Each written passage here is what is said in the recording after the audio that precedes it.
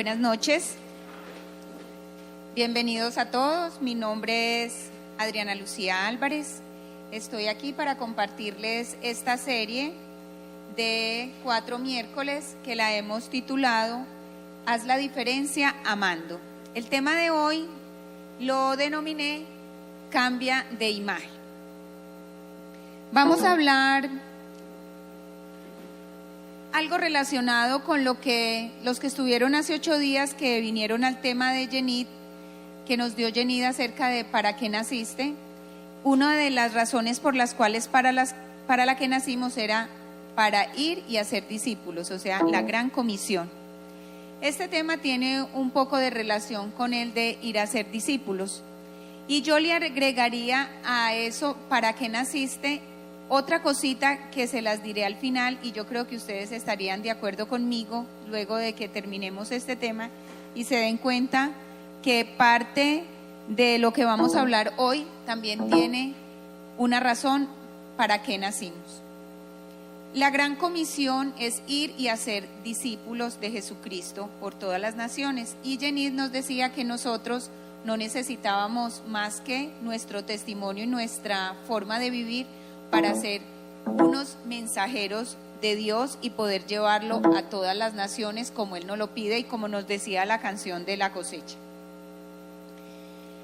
Sabiendo que esa es una de las razones por las cuales nacimos, la gran comisión, la iglesia ha fallado mucho en eso.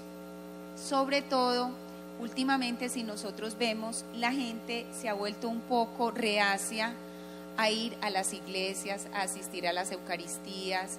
Muchas personas, inclusive en el mundo de los cristianos, se ha reducido un poco la cantidad de personas porque la gente dice que le cree a Jesucristo, pero que no le cree a la iglesia. ¿Qué pasa? Que nosotros hemos complicado pero la iglesia, ¿quién es? La iglesia no es un edificio.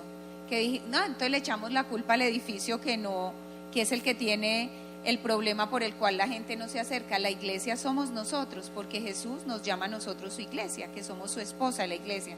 Entonces nosotros somos los directamente responsables que la gente no crea en la iglesia, pero puede que sí crea en el mensaje de Jesucristo. Y lo que pasa es que nosotros complicamos el mensaje que Jesús vino a dar. La religión lo que hace es complicar un mensaje que Jesús vino a dar de una manera sencilla. Jesús no estaba confundido con lo que Él quería impartir a las personas. Él tenía su propósito absolutamente claro de qué era lo que Él quería. Y nosotros lo complicamos a tal punto que la gente no quiere a veces oír ese mensaje. ¿Qué pasa? El problema no es que la gente el problema no es en lo que creemos nosotros, sino en cómo nos comportamos nosotros. Ese es el problema que la gente tiene frente a nosotros, seamos católicos o seamos cristianos. No es en lo que creemos, sino en cómo nos comportamos.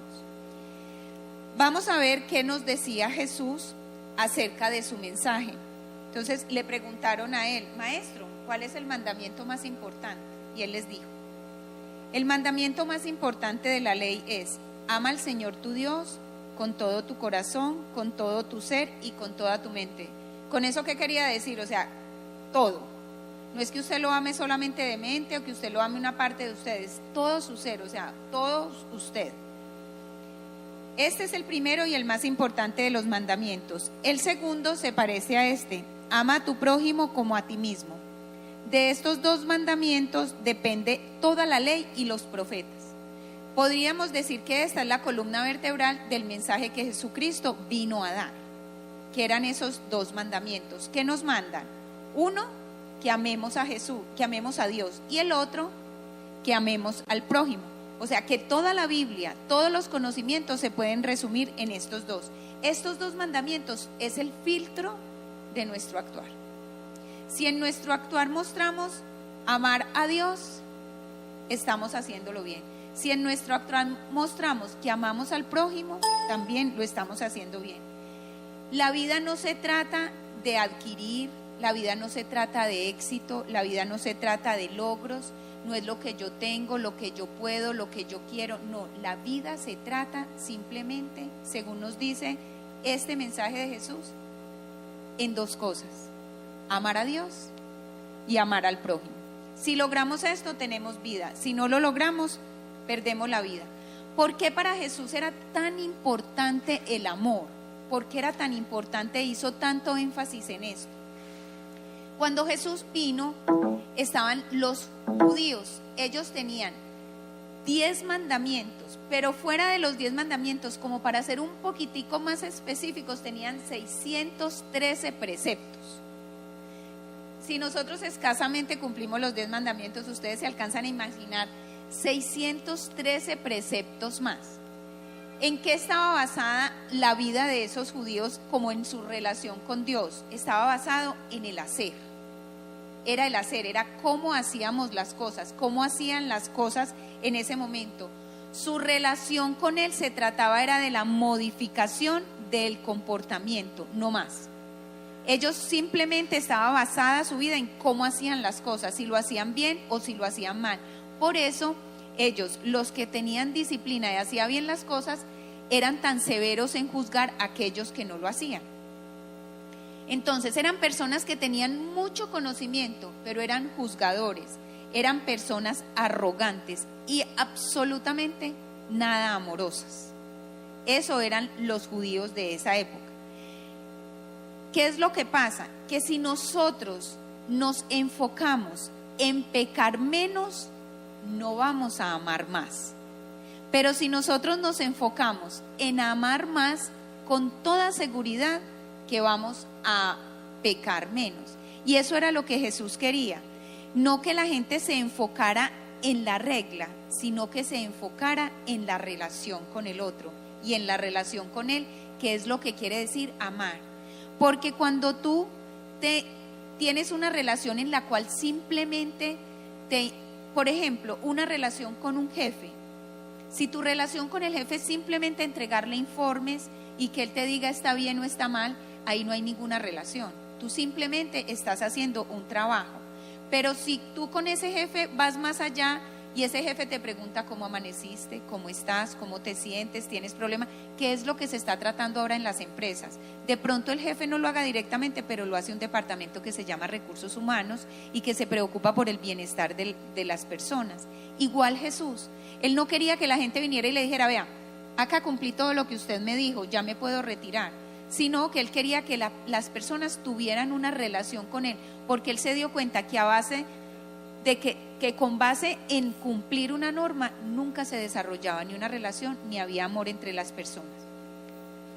Yo quiero que miremos un poco, que esto me parece muy interesante. Nosotros los que seguimos a Jesús, todas las denominaciones, ¿cómo nos llamamos? Cristianos. Cualquier denominación se llama cristiano. Y vamos a ver qué es ser un cristiano o por qué nosotros nos convertimos en cristianos. Muchas de las personas de los evangélicos, los protestantes, se vuelven cristianos por una oración que hicieron. Nosotros nos hacemos cristianos en un bautismo cuando estamos pequeños y en una confirmación que lo hacemos cuando ya estamos un poco más grandes. En ese momento nos hacemos cristianos, o sea, seguidores de Jesucristo. Y cada uno de nosotros cree que nuestra denominación es la única y verdadera, pero nosotros no somos la única iglesia. La iglesia somos todos. Nosotros, los evangélicos, los protestantes, todos somos la iglesia, porque todos creemos en un mismo Jesús. Entonces, todos nos creemos. ¿Y qué hacemos? Nos pasamos defendiendo nuestra denominación en lugar de hacer otra cosa, que fue lo que Jesús nos dijo que viniéramos a hacer. Entonces, muchas personas piensan en los cristianos como en unas personas que son segregadoras, que simplemente ellos son los que sirven, que son los únicos que van a ir al cielo y que el resto se va a ir al infierno, y que en cierta manera sentimos un placercito porque ellos que no hacen las cosas bien van a ir al infierno. Esa es la apreciación que gran cantidad de personas tiene acerca de nosotros los creyentes en Jesucristo. nosotros nos denominamos a nosotros cristianos, pero quiero decirles una cosa, en la Biblia solamente hay en 3 partes donde se menciona la palabra cristianos. Solamente hay 3 partes. Esa no era la manera como los seguidores de Jesús se denominaban. Esa era la manera como despectivamente el pueblo le decía a los seguidores del camino, que ese era como les decía cariñosamente, les decían de una manera despectiva a los que seguían a Jesús. Vamos a ver en Hechos 11, 25, 26. Resulta que fueron a Antioquía y estaban haciendo muchos discípulos en Antioquía. Entonces mandaron a uno de los apóstoles a que fue Bernabé, que no era apóstol en ese momento, pero era uno de los seguidores. Después partió Bernabé para Tarso en busca de Saulo, que después fue Pablo, y cuando lo encontró lo llevó a Antioquía. Durante todo un año se reunieron los dos con la iglesia y enseñaron a mucha gente. Fue en Antioquía donde a los discípulos se les llamó cristianos por primera vez. O sea que antes, ¿cómo se les llamaba? Discípulos. Antes se les llamaban discípulos. Y saben, y era una manera, imagínense que a los cristianos se les llamaba de una manera, los llamaba el pueblo. Aquí les voy a decir, un historiador que fue Cornelio Tácitos fue el que nos contó cuando Nerón quemó a Roma. Yo no sé si ustedes saben eso es en el año 64 después de Cristo. Nerón quemó a Roma porque él quería hacer una Roma nueva, y cuando vio que eso le cogió ventaja, dijo: ¿yo qué voy a hacer aquí? Porque la gente, pues imagínense, la gente se enojó. ¿Y saben qué hizo? Puso la culpa en los cristianos. Les voy a leer.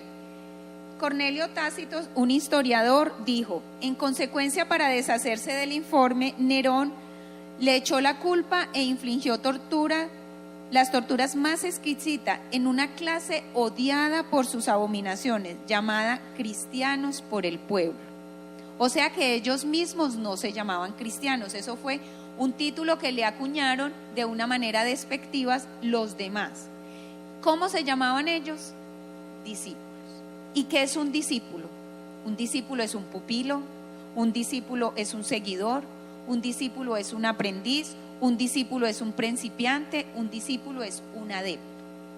Si nosotros somos un discípulo, ¿qué le dice a su maestro? Cuando se encuentra en una situación, le dice: ¿tú qué harías en esa situación? Si tengo que responder en algo, ¿tú cómo responderías en eso? Eso deberíamos ser nosotros. Si nosotros somos verdaderamente discípulos, esa debería ser nuestra actitud. Jesús, ¿qué quieres que yo haga frente a esta situación? Jesús, ¿tú cómo quieres que yo responda frente a lo que está sucediendo?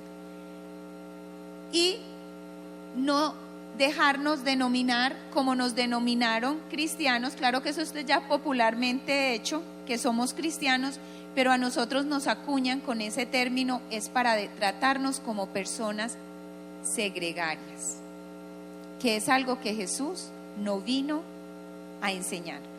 Vamos a ver qué fue lo que Jesús vino a enseñarnos, que era un verdadero discípulo. Para que nosotros podamos ser un verdadero discípulo y hacer un verdadero discípulo, vamos a poder hacer discípulos a los demás, porque si no, nadie va a querer venir a ser parte de este club. Recuerdo en un retiro que estuve con el padre Juan Jaime, decía que en este club, en el club de los católicos, era el único club donde usted, para hacerse miembro, tenía que ser humilde y tenía que reconocer su culpa, porque generalmente en un club, para usted hacerse miembro, tiene que decir lo mucho que tiene, el dinero que tiene y lo importante que es usted para que lo reciban en el club. En cambio, en este club, usted lo primero que tiene que decir es que reconoce que es pecador, porque es lo primero que usted tiene que hacer en la Eucaristía. Yo confieso que he pecado. Entonces, para nosotros poder verdaderamente estar en este club y poder contagiar a otros a que vengan y quieran ser miembros de este club, nosotros necesitamos ser unos verdaderos discípulos de Jesús. ¿Y qué es un verdadero discípulo de Jesús? Vamos a ver lo que dice Juan 13, 34 al 35. Este mandamiento nuevo les doy. ¿Por qué dice que es un mandamiento nuevo? Es un mandamiento que ya está presente en la ley mosaica, pero como Jesús le va a dar un nuevo enfoque, Entonces Jesús lo eleva como a la perfección, por eso dice que es un mandamiento nuevo. ¿Cuál es ese mandamiento nuevo? Dice que se amen los unos a los otros, así como yo los he amado también a ustedes, deben amarse los unos a los otros. Escuchen lo que dice aquí, tan importante. De este modo, todos sabrán que son mis discípulos, si se aman unos a otros. De este modo sabrán que son mis discípulos, si se aman unos a otros. No dice si vas todos los domingos a la Eucaristía. No dice si perteneces a al ministerio de alabanza y de adoración. No dice si oras muchas horas en el día. No dice si memorizas muchos versículos. Simplemente dice si se aman los unos a los otros. Esa es la calcomanía distintiva, el amor, no hay otra. Eso fue como Jesús definió el discipulado.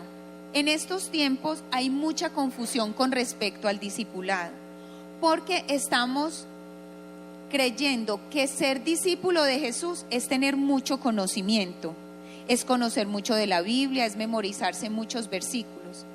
Pero resulta que nosotros, miren, el 99% de nosotros está más aleccionado de lo que obedece. Conocemos más de lo que realmente nosotros obedecemos. Entonces no necesitamos conocer más, lo que necesitamos es obedecer. ¿Y cuál es el mandato que nos está dando aquí? Ámense unos a otros. De esa manera sabrán que son mis discípulos. ¿Qué es lo que nos está diciendo? Lo que requiere para ser discípulo es que amen. Entonces, ¿qué nos debemos preguntar nosotros? ¿Qué requiere de mí amar? ¿Qué requiere de mí amar? ¿Qué requiere de ti amar en tu matrimonio?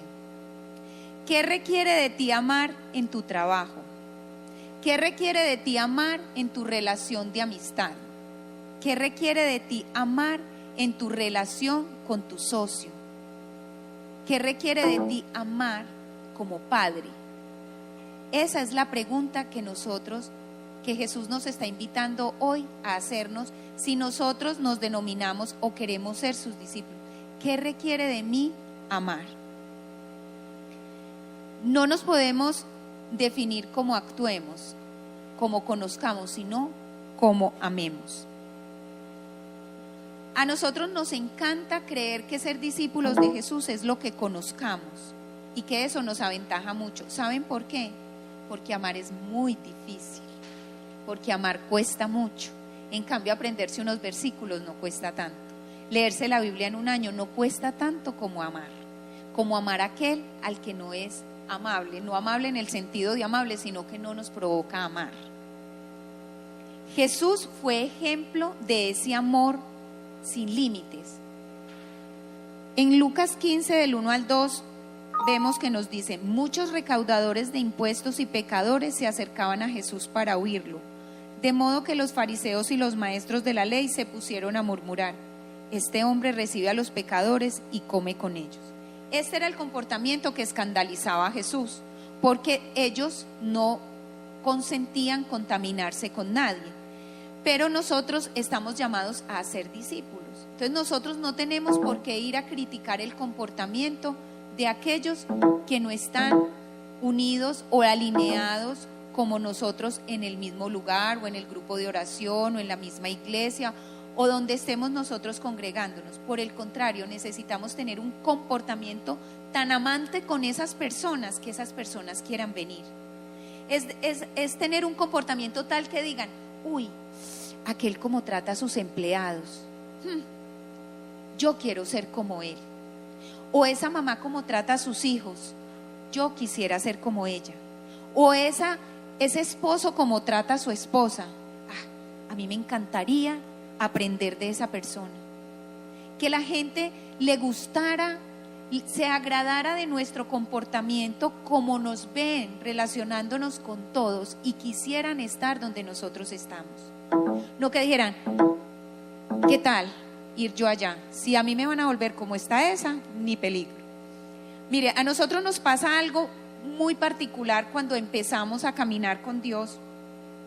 Cuando empezamos a ir al grupo de oración, o al menos a mí fue la que me pasó, yo no sé si a ustedes, pero a mí sí. Entonces en mi casa me decían, ¡ah! Y usted es la que se comporta así, y usted es la que va al grupo de oración. A mí me provocaba ahorcarlos a todos. Y uno decía, ay no, es que eso es para que uno se desanime. ¿Cuál desanime? Pues se espera que si yo estoy yendo a un grupo de oración, mi actitud cambie. Pero nosotros no, nosotros juramos que como en estos días nos decían, llevar la Biblia de desodorante, ponérnosla aquí o tenerla abierta y leer unos cuantos versículos diarios y de pronto recitarlos y memorizarlos, ya estamos transformados. Pero es en el trato con el otro que nosotros sabemos si verdaderamente Jesús está haciendo algo en mi vida. No es simplemente porque yo diga que asisto a un lugar y porque yo abro la Biblia en las mañanas o a cualquier hora del día. Entonces, no nos sintamos agredidos cuando nos digan eso, sino sintámonos cuestionados más bien. A ver, ¿cómo está siendo mi comportamiento? ¿Cómo estoy amando que no estoy reflejando ser un discípulo de Jesús? Nosotros tendríamos que hacer lo que Jesús dijo en vez de concentrarnos en debatir lo que Jesús dijo. Ustedes no se han dado cuenta que ahorita es o levantamos las manos o no las levantamos cuando adoramos, o nos arrodillamos o no nos arrodillamos, o cantamos o no cantamos. Miren, esas cosas en verdad no tienen importancia. En lugar de imitar a Jesús, nos ponemos a discutir por cosas que la verdad no transforman la vida de nadie. Lo único que puede transformar la vida de alguien es el amor, es que se sienta amado por alguien, mucho más cuando se siente que no es merecedor de ese amor. Y los discípulos supieron que eso era así.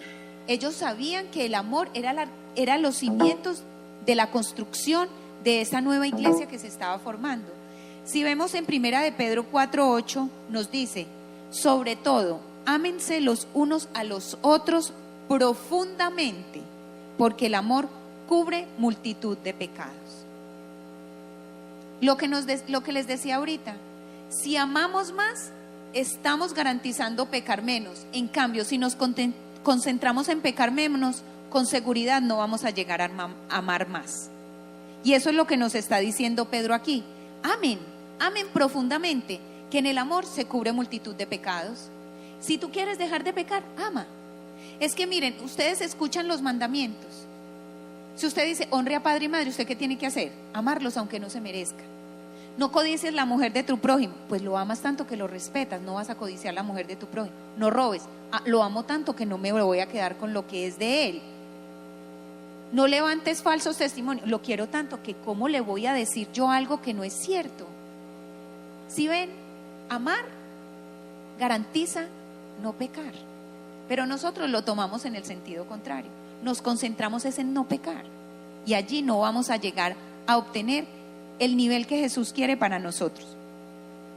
Hay otro discípulo, el amado de Jesús, que es Juan, que también escribió acerca del amor y nos dice, queridos hermanos, amémonos los unos a los otros, porque el amor viene de Dios y todo el que ama ha nacido de Él y lo conoce. ¿Yo cómo puedo dar testimonio que yo conozco a Dios? Si yo voy a mi casa y digo, estoy yendo a un grupo de oración, ya me están generando una cercanía con Dios para sanar el corazón. ¿Qué es lo primero que tengo que mostrar? Amar. ¿Y cuál puede ser la primera cosa? Por ejemplo, para mí era tolerar, porque soy una mujer muy intolerante. Mi primer signo de amor hacia los de mi casa podría ser llegar a tolerar, ser tolerante. El que no ama no conoce a Dios, porque Dios es amor. Si yo soy bien fastidiosa, bien orgullosa, bien juzgadora, bien criticona, y yo digo que yo conozco a Dios, ustedes me pueden decir, usted no conoce a Dios porque usted no ama, porque el que no conoce a Dios no ama. En cambio, si yo conozco a Dios, por defecto tengo que amar. A Dios lo definimos como omnipresente, omnisciente, omnipotente, pero la verdad, la palabra para que tú definas a Dios es amor. Nos dice aquí, el que ama a Dios no conoce a Dios porque Dios es amor. Y dice, así manifestó Dios su amor entre nosotros, en que envió a su Hijo unigénito al mundo para que vivamos por medio de Él. En Juan 3:16 dice que de tal manera amó Dios al mundo que ha dado a su Hijo unigénito para que todo el que crea en Él no se muera, sino que tenga vida eterna. ¿Cómo Dios demostró su amor? Entregando algo de sí. ¿Cómo vas a demostrar tu amor? Te tiene que costar algo, porque a Dios le costó, y a Jesús también, le costó demostrarnos que nos amaba. ¿Qué le costó? A Dios su Hijo y a Jesús su vida. ¿Y a ti qué te va a costar? ¿Qué te va a costar? ¿Qué requiere de ti amar a esa persona tan difícil de amar? ¿Qué requiere de ti amar a ese compañero o a esa compañera que está a tu lado? A ese esposo o a esa esposa que a veces son esos cucharones que nos revuelven la vida, pero desde el fondo. El amor cuesta. Por eso es más fácil aprenderse la Biblia de memoria que amar. Queridos hermanos, ya que Dios nos ha amado así, o sea, eso es una deuda que nosotros adquirimos. Dios nos amó entregando a su Hijo y Jesucristo entregándose a sí mismo. Entonces, ya que Dios nos amó de esa manera, o sea, ese fue el nivel, también nosotros debemos amarnos los unos a los otros. Es muy fácil amar a aquel me ama, pero es tan difícil contestarle amablemente a aquel que me está agrediendo, donde yo le estoy hablando de buena manera y me contesta de malas formas. O qué tan difícil es amar a aquel que me difamó. Qué tan difícil es perdonar a aquel que me agredió, o que agredió a uno de nuestros hijos, o a aquella persona que tanto amábamos. Y ahí es cuando nosotros verdaderamente demostramos que somos discípulos de Jesús, y es de la única manera que vamos a ser capaces de contagiar a un mundo y verdaderamente atraerlos hacia Él mismo. Si Dios me amó así, a Él le debo amarte a ti. Si Dios me amó de esa manera, que dio a su Hijo por mí, le debo a Dios amarte a ti. Es una deuda de amor que mantenemos constante y no la tenemos presente. Y ese amor que tenían esos discípulos entre sí, en esa época, fue lo que los hizo crecer exponencialmente. Si nosotros queremos que nuestra comunidad crezca, tener más discípulos, no hay otra manera sino contagiándolos de amor. Es amando a los demás. Pero a veces es más fácil amar al que está en la calle que amar al que está aquí tallándome, al que está aquí al lado mío, ya sea mi mamá, mi papá, mis hermanos, mi pareja, mi novio, mi amigo. A esos son los que más trabajo nos da amar, porque al otro lo vemos de vez en cuando y le somos capaces de tolerarle más las cosas, pero al que está aquí con nosotros es más difícil. Miren, les voy a leer aquí algo de cómo era el amor de esos discípulos del principio, que hicieron que esa iglesia creciera de una manera loca. Alguien está hablando aquí, dice: la mayoría de nuestros hermanos cristianos, esto lo escribió un obispo, Dionisio de Alejandría, hablando acerca de una epidemia que hubo en el año 260 después de Cristo. La mayoría de nuestros hermanos cristianos muestran un amor ilimitado, nunca negándose a los demás y pensando solamente en los otros. Haciendo caso omiso del peligro, se hacían cargo de los enfermos, atendiendo cada una de sus necesidades y ministrándoles de Cristo, y con ellos partían serena y felizmente. O sea que se morían con los enfermos, porque a ellos no les importaba que ellos tuvieran unas enfermedades contagiosas, sino que se iban y se sentaban con ellos, los cuidaban y les ministraban de Cristo. Los paganos se comportaban de la manera opuesta. Al comienzo de la enfermedad, ellos se alejaban a los enfermos y se deshacían de sus seres queridos, tirándolos en las carreteras antes que se hubieran muerto, y trataban los cadáveres como basura, esperando de ese modo deshacerse abiertamente de la propagación de la enfermedad contagiosa. Por esta razón, a los primeros cristianos se les llamó temerarios, porque amaban de una manera temeraria, o sea, de una manera imprudente. Eso sí era loco. ¿No era eso una locura? Eso solamente lo puede hacer uno lleno del Espíritu Santo. O sea, tú irte a un sitio donde está la gente con una enfermedad, hay una epidemia donde todos están muriendo, simplemente a darles amor y a compartirles el mensaje. Era prácticamente lo que hacía la Madre Teresa de Calcuta. Eso es, ella que era decía, hermano, ¿usted cómo hace? Yo simplemente amo. Yo simplemente amo. Y nos parece una cosa extraordinaria, porque es que es extraordinario. Nosotros con trabajo somos capaces de perdonarle una ofensa a la persona, a nuestros padres, a nuestros hermanos, o a las mismas personas de nuestra comunidad. Ni siquiera ellos somos capaces de perdonar, ni siquiera somos capaces de entregar ese tipo de amor. Entonces, por eso a nosotros a veces nos tildan de beligerantes, de hostiles, nos tildan de argumentativos. Eso es a lo que nos tildan las personas de afuera. Pero si nosotros fuéramos esos verdaderos discípulos de Jesús, la gente quisiera venir, la gente quisiera contagiarte, la gente quisiera venir aquí a que lo amaran, a que lo acogieran, no a que lo juzgaran, sino a que lo amaran de verdad. ¿Desde cuándo nosotros, los seguidores de Jesucristo, dejamos de tomar ventaja del amor para hacernos discípulos? ¿Desde cuándo? ¿Cuándo perdimos la perspectiva? ¿Cuándo perdimos el propósito para el cual vino Jesucristo? Jesucristo no vino a enseñarnos la Biblia, Jesucristo vino a enseñarnos a amar. Eso fue a todo lo que Él vino. ¿Desde cuándo perdimos la perspectiva? Nosotros, para ser discípulos, no tenemos que ser ni más inteligentes, ni más bonitos, ni tener más conocimiento, ni ser más profundos, ni ser más ricos. Simplemente tenemos que ser amantes. Eso es lo único que tenemos que hacer.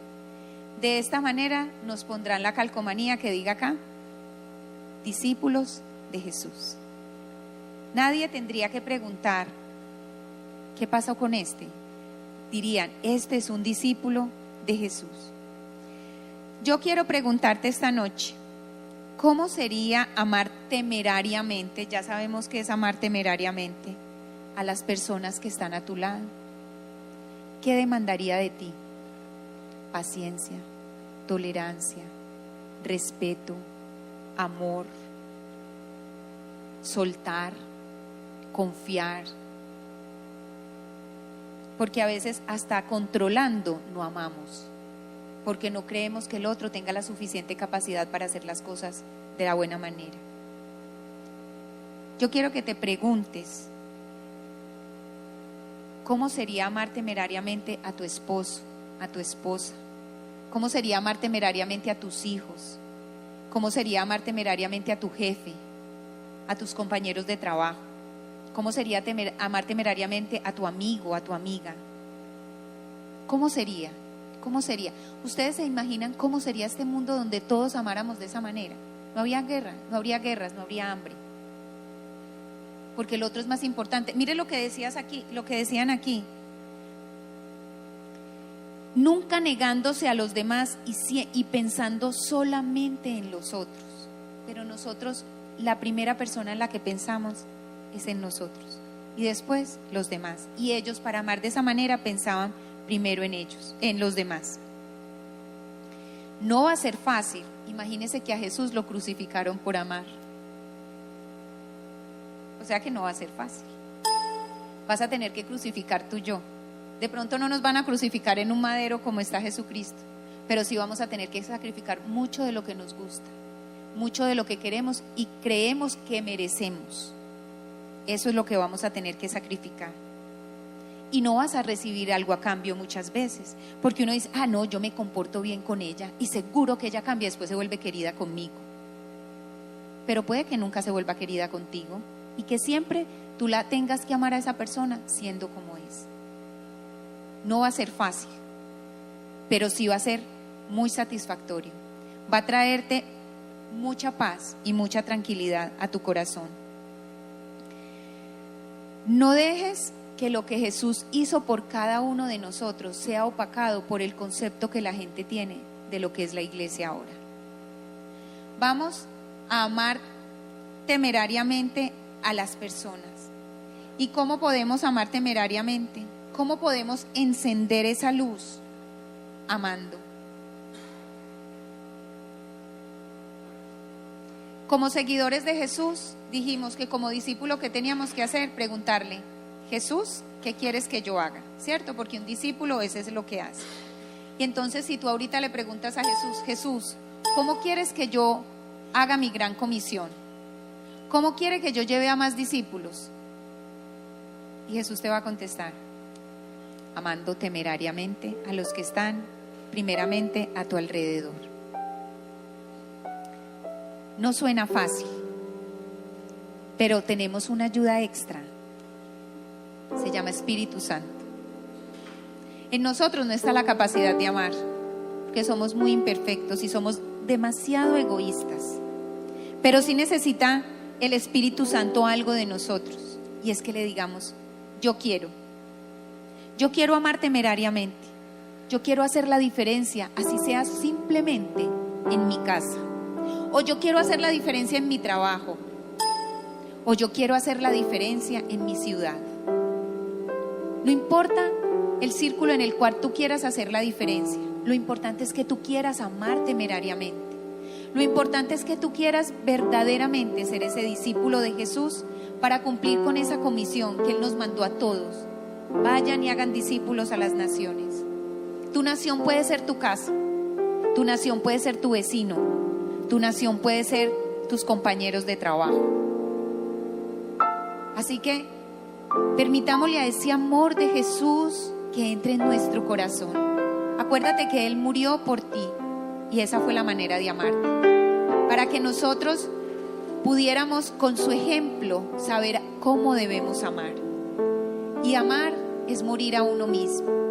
Y eso es lo que queremos pedirle hoy al Espíritu Santo, que nos enseñe, no que nos enseñe, porque a veces ni buenos aprendices somos, que lo haga a través de nosotros, que somos tan ineptos, tan incapaces de amar, que Él lo tiene que hacer a través nuestro, que Él es el que lo tiene que hacer.